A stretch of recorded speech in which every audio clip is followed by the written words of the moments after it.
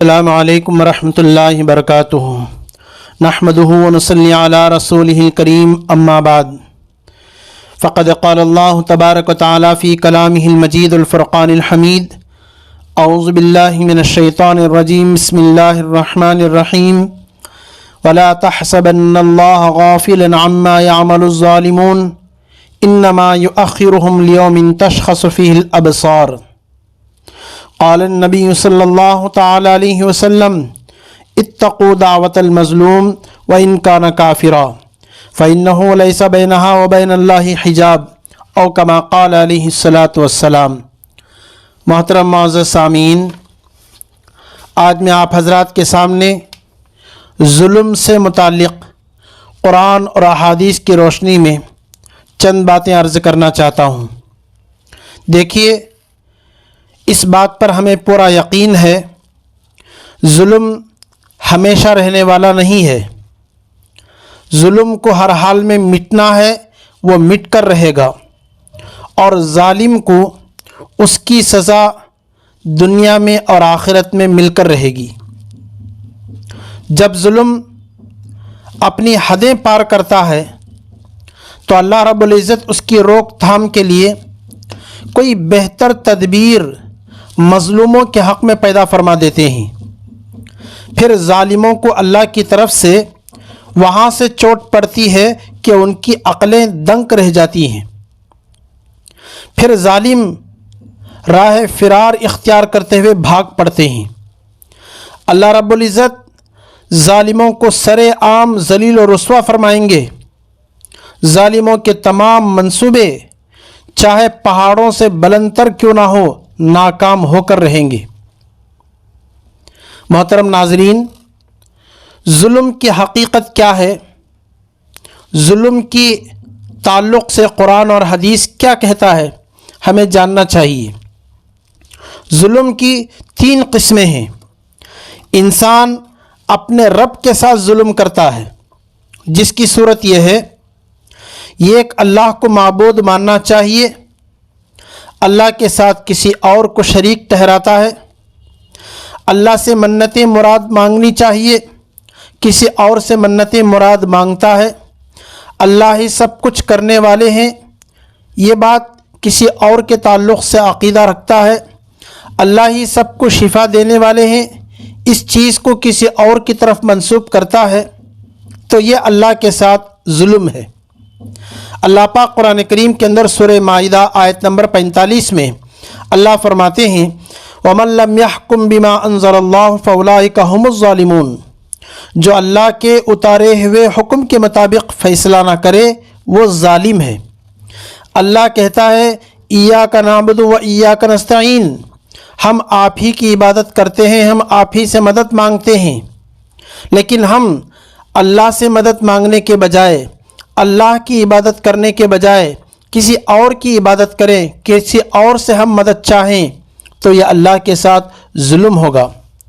اللہ تبارک و تعالی قرآن کریم کے اندر فرماتے ہیں، ان الشرک لظلم عظیم، سورہ لقمان کی آیت ہے، بے شک شرک بڑا بھاری ظلم ہے۔ اس کائنات میں سب سے بڑا ظلم خالق کائنات کے ساتھ شرک کرنا ہے۔ تو ہمیں چاہیے کہ ہم اللہ کے ساتھ کبھی ظلم نہ کریں، صرف عبادت اسی کی کریں، منت مراد صرف اسی سے مانگیں، حاجتیں وہی پوری کرنے والا ہے، شفا وہی دینے والا ہے، نقصان اور نفع کا مالک صرف اللہ ہے، ہم اسی سے لو لگائیں۔ ظلم کی دوسری قسم، انسان اپنے آپ پر ظلم کرے، وہ اس طرح کہ انسان رب کی احکامات کے مطابق چلنا چھوڑ کر خواہشات کی پیروی کرنے لگے، فرائض میں واجبات میں سستی کرنے لگے، گناہوں کو انجام دے، یہ اپنے اوپر انسان ظلم کر رہا ہے۔ اس لیے کہ انسان کو معلوم ہے میں عبادت کروں گا تو زندگی میں سکون نصیب ہوگا، عبادت چھوڑ کر اپنے اوپر انسان ظلم کر رہا ہے۔ انسان کو معلوم ہے گناہوں کی سزا سے، گناہوں کی وجہ سے برکتیں ختم ہو جاتی ہیں، لیکن انسان گناہ کر کے اپنے اوپر ظلم کر رہا ہے۔ اللہ پاک قرآن کریم کے اندر سورہ نحل آیت نمبر 33 میں فرماتے ہیں وَمَا ظَلَمَهُمُ اللَّهُ وَلَكِنْ كَانُوا أَنفُسَهُمْ يَظْلِمُونَ، ان پر اللہ نے کوئی ظلم نہیں کیا بلکہ وہ خود اپنی جانوں پر ظلم کر رہے ہیں۔ مثال سے میں آپ کو سمجھاؤں، ہم دعا کرتے ہیں یا اللہ روزی میں برکت دے، ہم دعا کرتے ہیں یا اللہ کمائی میں برکت دے، ہم دعا کرتے ہیں یا اللہ ہمارے بچوں کے اخلاق کو بنا دے، انہیں ہدایت دے، لیکن دعا مانگنے کے ساتھ ساتھ ہم الٹی سیدھی حرکتیں کرتے ہیں جس کی وجہ سے دعا کی قبولیت میں رکاوٹ بنتی ہے، تو یہ اپنے اوپر ظلم ہوا۔ اللہ نے کہا نماز پڑھو، اللہ نے کہا سچ بولو، اللہ نے کہا رشتہ جوڑو، اللہ نے کہا صلح کرو، ہم اس کے خلاف چلتے ہیں، تو پھر یہ اپنے اوپر ہم ظلم کر رہے ہیں گناہ کر کے۔ اللہ تبارک و تعالیٰ قرآن کریم میں فرماتے ہیں وَمَن يَتَعَدَّ حُدُودَ اللَّهِ فَقَدْ ظَلَمَ نَفْسَهُ، سورہ طلاق کی آیت ہے، جو اللہ کی حدوں سے تجاوز کر جاتا ہے، آگے بڑھ جاتا ہے، اس نے اپنے آپ ہی پر ظلم کیا ہے۔ ظلم کی تیسری قسم جو ہم اور آپ اچھی طریقے سے سمجھتے ہیں، انسان اللہ کے بندوں کے ساتھ ظلم کرے، اللہ کی مخلوقات کے ساتھ ظلم کرے، لوگوں کا مال ناحق چھین لینا، ظلماً مارنا، جان سے مار ڈالنا، کسی کے ساتھ گالی گلوچ کرنا، زیادتی کرنا، کمزوروں پر ہاتھ اٹھانا۔ عموماً کمزور آدمی کے ساتھ ظلم ہوتا ہے، جو بدلہ لینے پر قادر نہیں ہوتے ان کے ساتھ ظلم ہوتا ہے۔ ظلم کی کچھ شکلیں جو انسان اللہ کے بندوں اور مخلوقات پر کرتا ہے، بہت ساری شکلیں ہمارے پاس ہیں۔ ہم بہو بیٹیوں پر ظلم کرتے ہیں، کہیں داماد پر ظلم ہوتا ہے، ایسے ہی بہنوں کو میراث سے محروم رکھا جاتا ہے، یوں کہہ دیا جاتا ہے ابا نے آپ کی شادی میں بہت کچھ خرچ کر دیا، ابا کی جائیداد میں آپ کو وراثت میں حصہ نہیں۔ غیبت کرتے ہیں، ماتحتوں کے ساتھ ناانصافی کرتے ہیں، بدسلوکی کرتے ہیں، کسی کے دل کو دکھاتے ہیں، دوسروں کی زمین پر ناجائز قبضہ کر لیتے ہیں، رشوت لیتے ہیں، ناحق دوسروں سے مال چھین لیتے ہیں۔ یہ سب ظلم کی بہت ساری شکلیں ہیں۔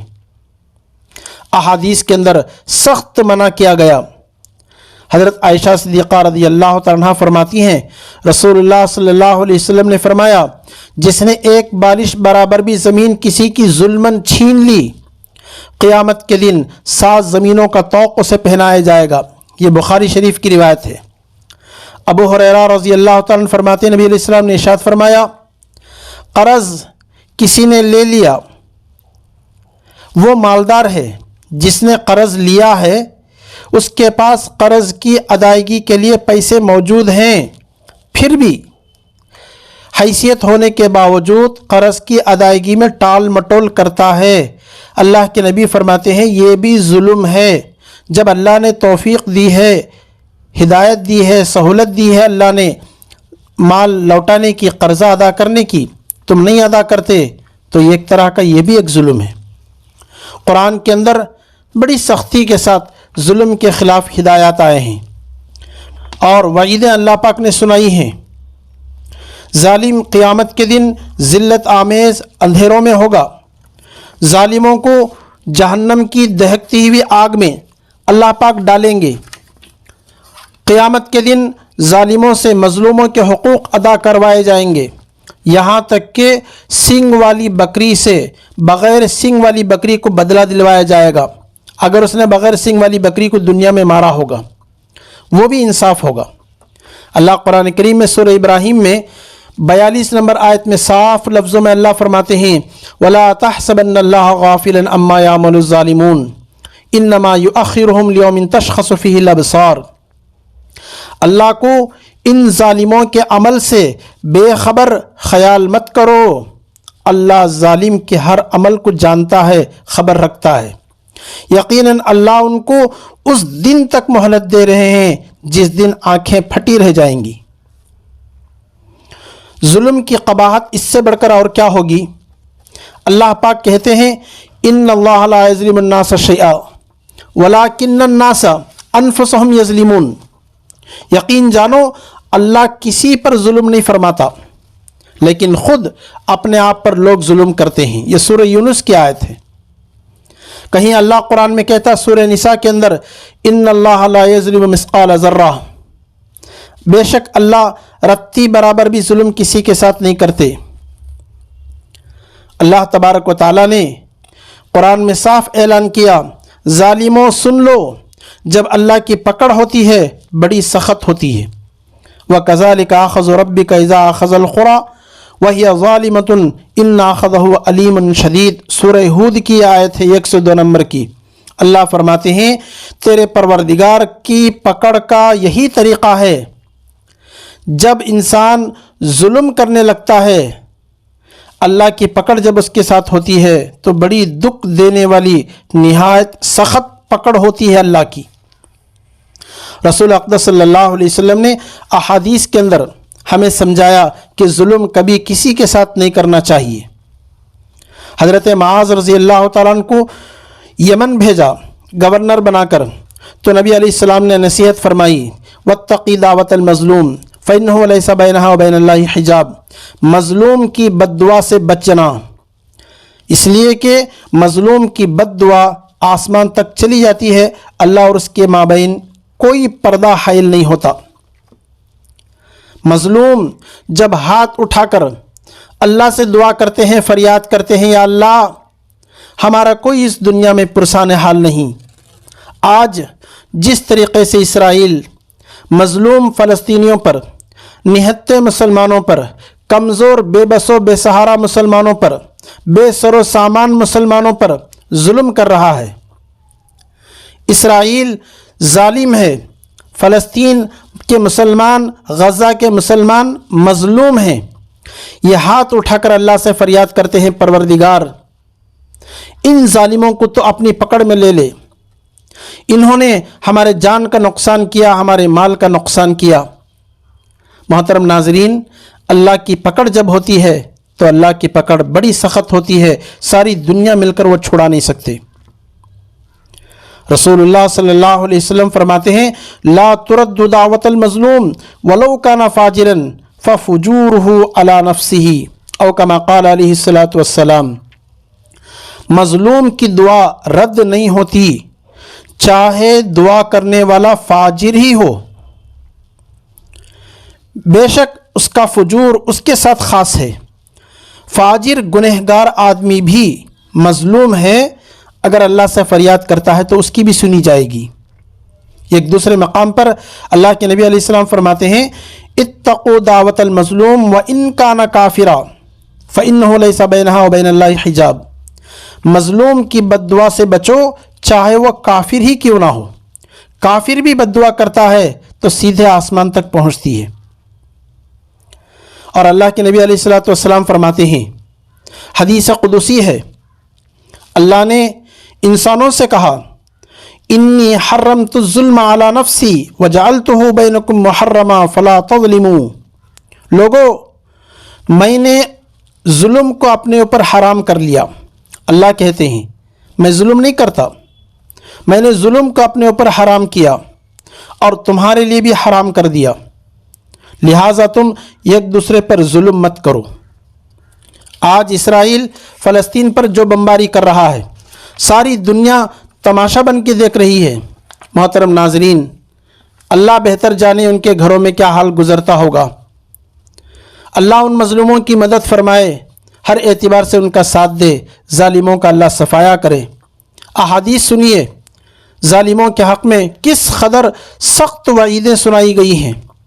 بخاری کی روایت ہے، حضرت ابو ہریرہ رضی اللہ تعالیٰ عنہ بیان کرتے ہیں نبی علیہ السلام نے ارشاد فرمایا، اللہ کا ارشاد ہے 3 طرح کے لوگ ایسے ہیں جن کا قیامت کے دن میں مدعی بنوں گا۔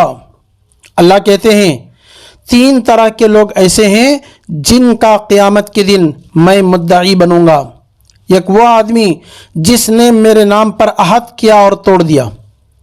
بہت سارے لوگ بیپار کرتے وقت اللہ کی قسم کھا کر کہتا ہوں یہ لفظ استعمال کرتے ہیں۔ اللہ کے نام پر وعدہ کرتا ہوں، پھر توڑ ڈالتے ہیں۔ قیامت کے دن پکڑ ہوگی۔ نمبر 2، دوسرا وہ شخص جس نے کسی آزاد انسان کو بیچ کر اس کی قیمت کھائی۔ انسان کو بیچنا، انسان کو بیچ کر پیسے کھا لینا، یہ بھی بڑا جرم ہے، ظلم ہے۔ نمبر 3، وہ شخص جس نے کوئی مزدور اجرت پر رکھا، جیسے ہم لوگ دکان میں، مکان میں کام کرنے والوں کو رکھتے ہیں مزدوری پر، پوری طرح کام لیتے ہیں لیکن اس کی مزدوری نہیں دیتے، اللہ قیامت کے دن پکڑ کریں گے، ایک طرح کا ظلم ہے، تم نے مزدوری کیوں نہیں دی؟ حضرت برا بن عازب رضی اللہ تعالیٰ روایت کرتے ہیں، رسول اللہ صلی اللہ علیہ وسلم نے ہم کو 7 باتوں کا حکم دیا، 7 باتوں سے منع فرمایا۔ جن باتوں کا ہمیں حکم دیا ان کا بیان: بیمار پرسی کرنا، خاندان میں، محلے میں کوئی بیمار ہو جائے ان کے حالات پوچھنے جانا۔ نمبر 2، جنازوں کے ساتھ جانا۔ نمبر 3، چھینک کا جواب الحمدللہ سنے تو یرحمک اللہ کہنا۔ نمبر 4، سلام کا جواب وعلیکم السلام ورحمۃ اللہ وبرکاتہ دینا۔ نمبر 5، مظلوم کی مدد کرنا۔ نمبر 6، دعوت قبول کرنا۔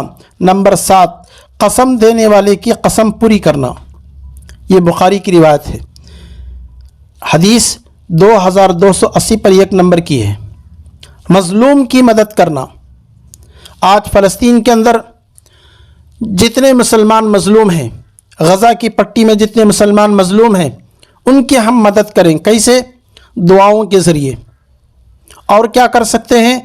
اسرائیل کی پروڈکٹ کا، اسرائیل کی مصنوعات کا، اسرائیل کی تیار کی ہوئی ہر چیز کا بائیکاٹ کریں۔ اس سے اس کو معاشی نقصان ہوگا، مالی نقصان ہوگا، اس کی عقل ٹھکانے پر آئے گی۔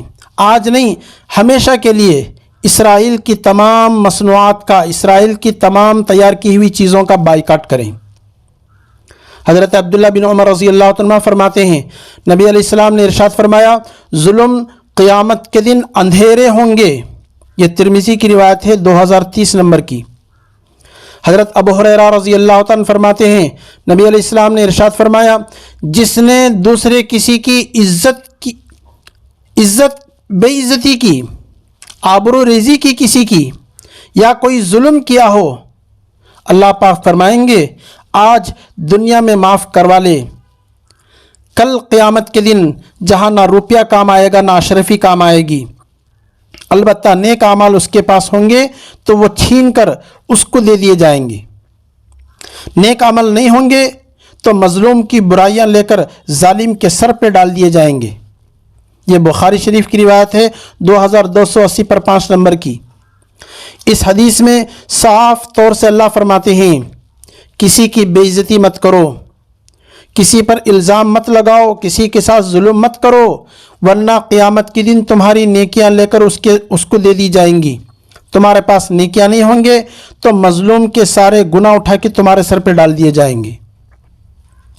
حضرت ابو ہریرہ رضی اللہ عنہ فرماتے ہیں، نبی علیہ السلام نے ارشاد فرمایا، ایک دوسرے کے ساتھ حسد مت کرو، بلا وجہ چیزوں کی قیمتیں مت بڑھاؤ، بیپار کرنے والوں سن لو، بلا وجہ چیزوں کی قیمتیں نہ بڑھاؤ، ایک دوسرے کے ساتھ بغض مت رکھو، غصہ مت کرو، ایک دوسرے سے ناراضگی مت رکھو، کسی کی بے پر بے نہ کرو۔ مطلب ایک آدمی ایک جگہ بیپار کر رہا ہے، زبردستی جا کر اس کا بیپار خراب کر کے یہ جا کے وہاں بیپار کر رہا ہے۔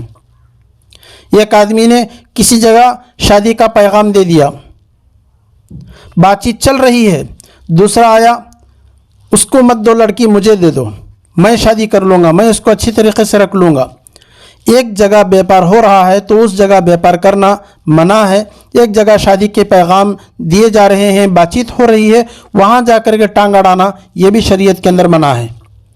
رسول اللہ صلی اللہ علیہ وسلم فرماتے ہیں، اللہ کے بندو بھائی بھائی بن جاؤ، مسلمان مسلمان کا بھائی ہے، لہٰذا کوئی بھی اپنے بھائی پر ظلم نہ کرے، کسی کو رسوا نہ کرے، کسی مسلمان کو حقیر نہ سمجھے۔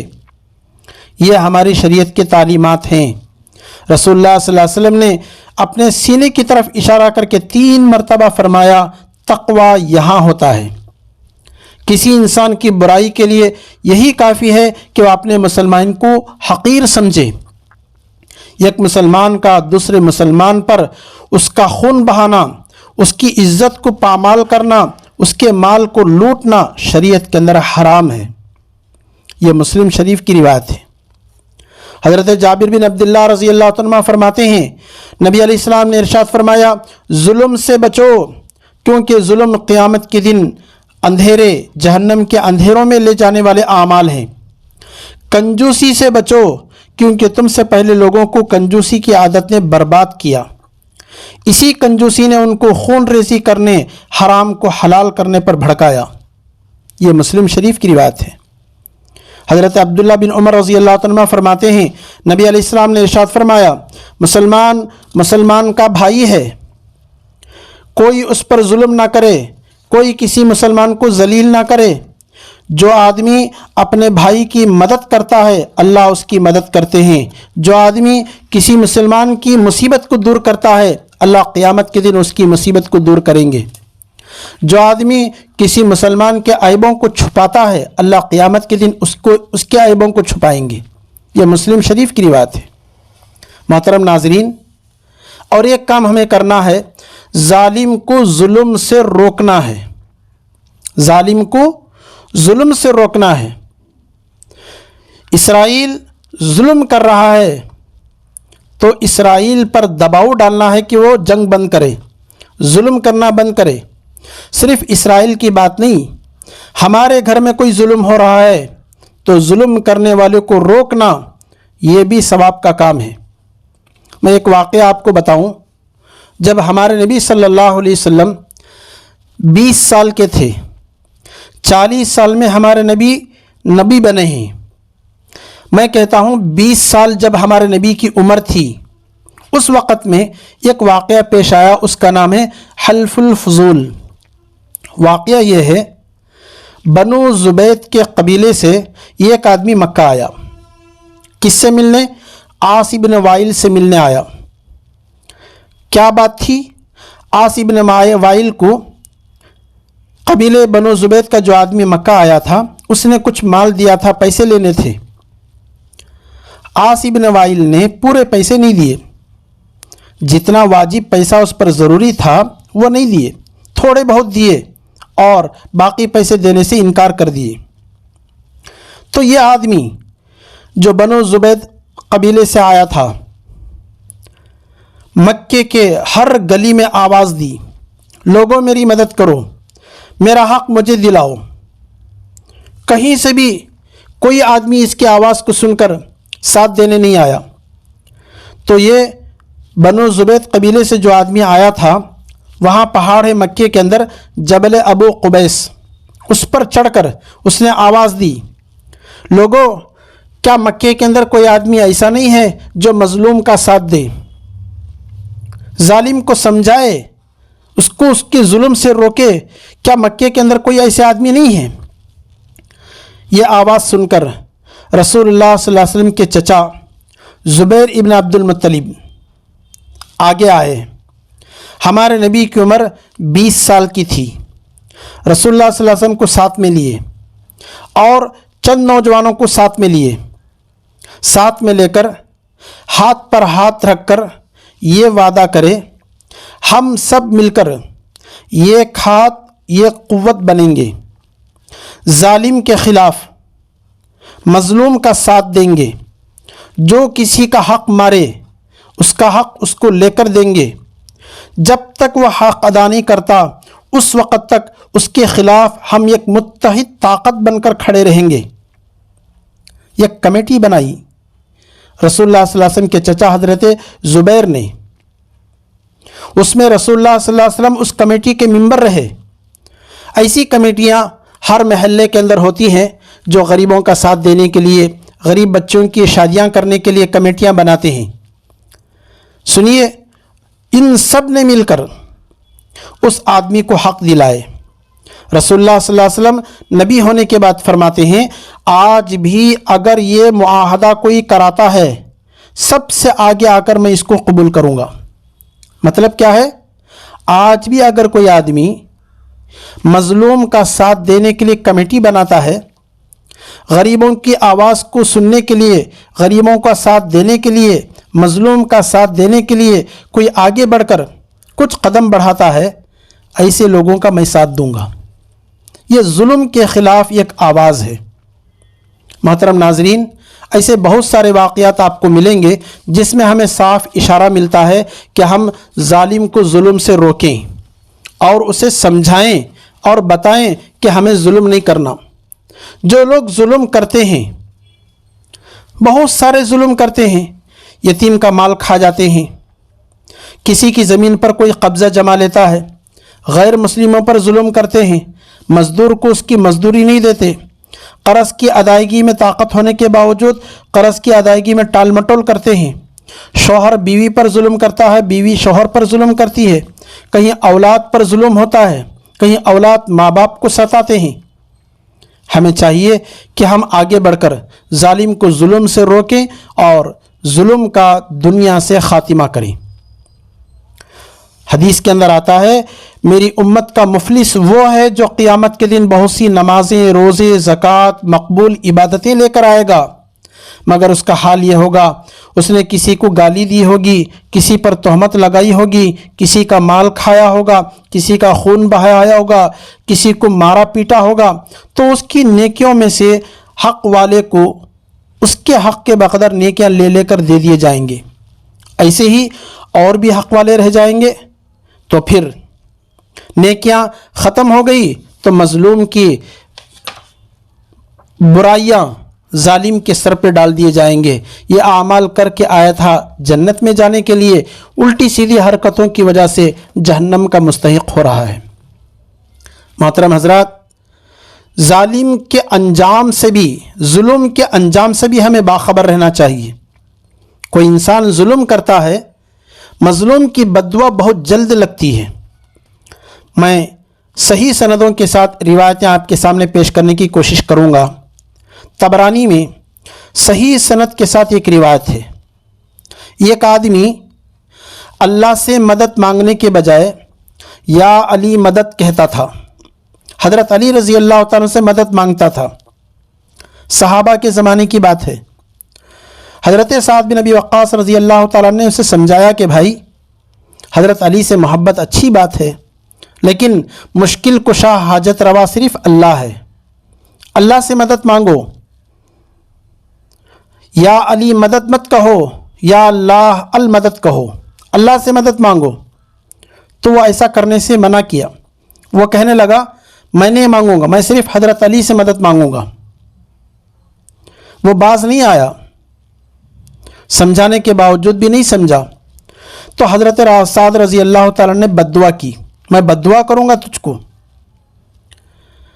بددعا کی تو کچھ ہی دیر کے بعد ایک چنگھاڑتے ہوئے اونٹ نے اسے رون ڈالا، جس سے وہ دب کر مر گیا۔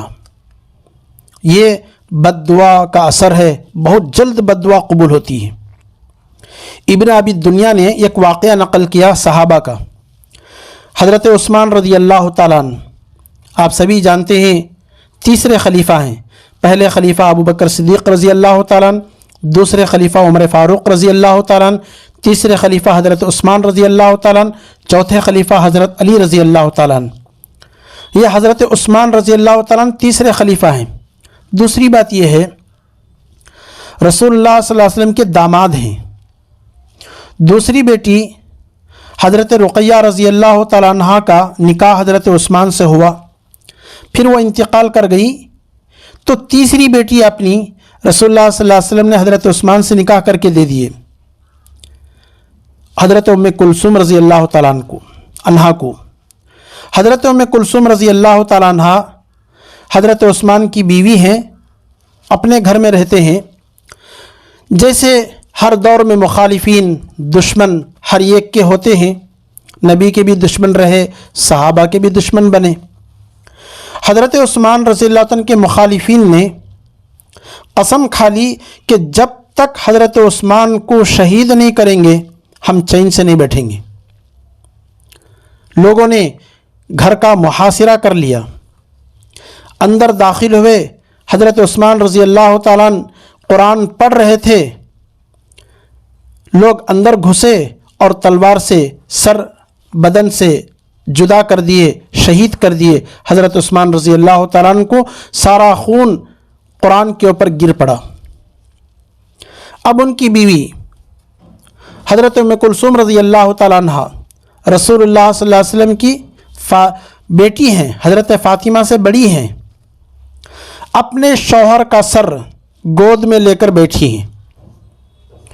دو آدمی گھر میں آتے ہیں، آ کر کہتے ہیں ہمیں حضرت عثمان کا سر دیکھنا ہے. حضرت عثمان رضی اللہ عنہ کا سر بیوی اپنے گود میں رکھی ہوئی ہیں، اس پر اپنے اوڑھنی سے ڈھکی ہوئی ہیں.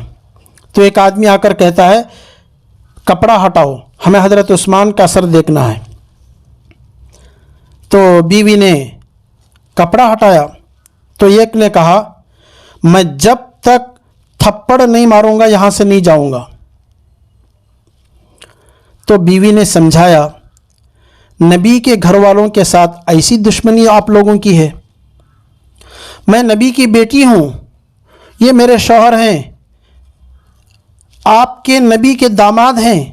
حضرت عثمان رضی اللہ عنہ کی فضیلتیں اللہ کے نبی نے کیا کیا بیان فرمائی ہیں، اور آپ لوگ ایک مرے ہوئے انسان کے سر کو تھپڑ مارنا چاہتے ہو؟ اتنی دشمنی تمہارے اندر، نبی کے اہل بیت سے اتنا بغض، نبی کے گھر والوں کے ساتھ تمہیں اتنا غصہ، اتنا حسد، ایسا کیوں ہے؟ ایسا مت کرو. لیکن وہ آدمی ضد میں اڑا رہا، جب تک میں چہرے پر تھپڑ نہیں ماروں گا یہاں سے جانے والا نہیں. تو حضرت ام کلثوم رضی اللہ تعالیٰ عنہ پردے میں چلی گئی. یہ آدمی جو تھا تھپڑ مارنے والا، اس نے حضرت عثمان رضی اللہ عنہ کے سر پر، چہرے پر تھپڑ مارے اس نے. بیوی کب تک اسے برداشت کر سکتی ہے؟ بیوی نے بہت سمجھایا ایسا مت کرو، لیکن وہ نہیں سنا. تو حضرت ام کلثوم رضی اللہ تعالیٰ عنہ نے بد دعا کی، اللہ تیرے ہاتھ خشک کرے، تجھے اندھا کر دے، تجھے اللہ کبھی معاف نہ کرے. وہ آدمی کہتا ہے خدا کی قسم میں ابھی گھر سے باہر بھی نہیں نکلا تھا، میرے ہاتھ سوکھ گئے، شل ہو گئے، میں نابینا ہو گیا. میرا یہ خیال ہونے لگا اللہ مجھے معاف کریں گے کہ نہیں کریں گے. وہ بیان کرتا ہے میں کعبے کا طواف کرتا ہوں، چکر لگاتا ہوں، اللہ سے کہتا ہوں یا اللہ تو جو مجھے سزا دے دے، اندھا ہو گیا ہوں، یا اللہ میں پریشانی پر پریشانی جھیل رہا ہوں، یا اللہ تو مجھے دنیا سے اٹھا لے، مجھے نہیں معلوم تو مجھے بخشے گا کہ نہیں بخشے گا. چیختا چلاتا تڑپ رہا ہے، ہاتھ اس کے سوکھ گئے، اندھا ہو گیا. تڑپ تڑپ کر یہ انسان دنیا سے رخصت ہو رہا ہے. لوگوں جان لو یہ عبرت کا مقام ہے. ظلم کرنے والے کا انجام بہت برا ہوتا ہے. مظلوم کی بد دعا جب لگتی ہے اس کی عقل ٹھکانے پر آ جاتی ہے ظالم کی. صحیح بخاری کے اندر ایک روایت ہے، اس روایت کو بیان کرنے والے جابر بن سمرہ رضی اللہ تعالیٰ عنہ ہیں. وہ فرماتے ہیں کوفہ والوں نے، بغداد میں جو شہر کوفہ ہے، کوفہ والوں نے حضرت عمر فاروق رضی اللہ تعالیٰ عنہ سے آ کر عرض کیے امیر المومنین، آپ نے مدینے سے جن صاحب کو ہمارے یہاں امام، قاضی، مفتی بنا کر بھیجے ہیں، ہم ان کی شکایت لے کر آئے ہیں. حضرت عمر فاروق رضی اللہ تعالیٰ عنہ نے کوفے والوں کی ہدایات کے لیے حضرت سعد رضی اللہ تعالیٰ عنہ کو امیر بنا کر بھیجا. وہی نماز پڑھاتے تھے، وہی فتویٰ دیتے تھے، کوفے والوں کے فیصلے وہی کرتے تھے، قاضی بن کر گئے. لیکن لوگوں نے شکایت لے کر آئی وہ نماز ٹھیک سے نہیں پڑھاتے ہیں. تو حضرت عمر فاروق رضی اللہ تعالیٰ نے حضرت سعد رضی اللہ تعالیٰ سے پوچھا آپ نماز کیسے پڑھاتے ہیں؟ تو حضرت سعد رضی اللہ تعالیٰ نے امیر المومنین سے کہا میں ان کو رسول اللہ صلی اللہ علیہ وسلم والی نماز پڑھاتا ہوں، کچھ بھی کمی نہیں کرتا۔ پہلی 2 رکعتیں ٹہراؤ کے ساتھ، آخر کی 2 رکعتیں مختصر کر کے پڑھاتا ہوں۔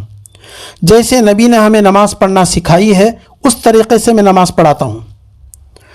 حضرت عمر رضی اللہ عنہ کہنے لگے اللہ کی قسم اے ابو اسحاق، ہمیں یہی گمان تھا آپ صحیح خدمت کر رہے ہیں۔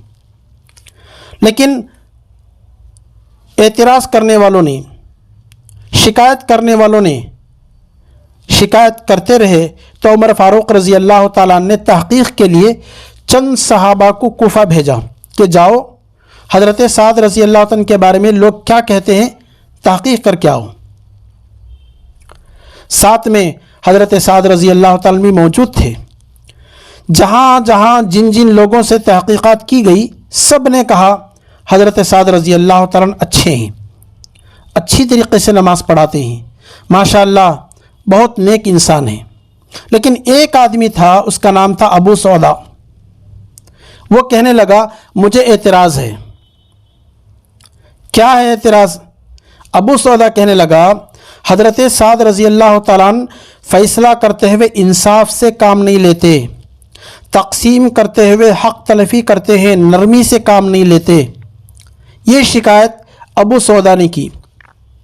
حضرت سعد رضی اللہ عنہ کو یہ سن کر طبیعت بے چین ہو گئی، کہنے لگے یا اللہ یہ جھوٹ بولتا ہے، یا اللہ تو اسے اندھا کر دے، اس کے فقر و فاقے کو بڑھا دے، اسے فتنوں میں ڈال دے۔ حدیث کے واقعے کو بیان کرنے والے جابر بن سمرہ رضی اللہ عنہ فرماتے ہیں میں نے زندگی میں دیکھا ابو سودا بڑھاپے کی حالت میں راستوں میں ہاتھوں سے اشارے کرتے ہوئے چلتا ہے، پاگل سا ہو گیا تھا۔ لوگ اس سے کہا کرتے تھے ہاتھ کیوں یوں ہلاتا ہے، اپنی حرکتوں سے باز آ جا، تو وہ کہتا ہے میں فقیر ہو گیا، میں فتنوں میں مبتلا ہو گیا، مجھے سعد کی بددعا نے میری نیند اڑا دی، سعد کی بددعا مجھے لگ گئی، میری دنیا برباد ہو گئی، میری دنیا برباد ہو گئی۔ یہی لفظ وہ کہتا تھا ابو سودا۔ یہ بخاری کی روایت ہے۔ مظلوم کی آہیں، مظلوم کی بددعائیں جب لگتی ہیں کوئی انسان بچ نہیں سکتا، دنیا مل کر اسے بچا نہیں سکتی۔ ایک واقعہ کہہ کر میں اپنی بات ختم کرتا ہوں۔ علامہ ابن حجر عسقلانی رحمۃ اللہ علیہ نے کتاب الزواجر میں ایک واقعہ لکھا ہے۔ ایک آدمی کہتا تھا لوگوں مجھے دیکھ کر عبرت حاصل کرو، کسی پر ہرگز ظلم نہ کرو۔ ایک آدمی کہتا تھا بازار میں مجھے دیکھ کر سبق حاصل کرو، کسی پر ظلم مت کرو۔ لوگ آئے، پوچھے بھائی تیرا کیا قصہ ہے؟ تو اس نے اپنا واقعہ بہت بڑا ہے، میں مختصر کر کے آپ کے سامنے پیش کرتا ہوں۔ واقعہ یہ ہے، میں مچھلی کے بازار میں آیا، ایک آدمی مچھلی بیچ رہا تھا، میں اس کے پاس گیا، زبردستی مچھلی اٹھا کر لایا۔ مچھلی والے نے مجھ سے کہا پیسے دو، میں نے کہا پیسے نہیں دوں گا۔ اس نے پوچھا میرا دکان ہے، میں بیچتا ہوں، یہ میرا مال ہے۔ میں نے اس کا دکان توڑ دیا، اس آدمی کو مار کر بھگا دیا اور مچھلی زبردستی اپنے گھر لایا۔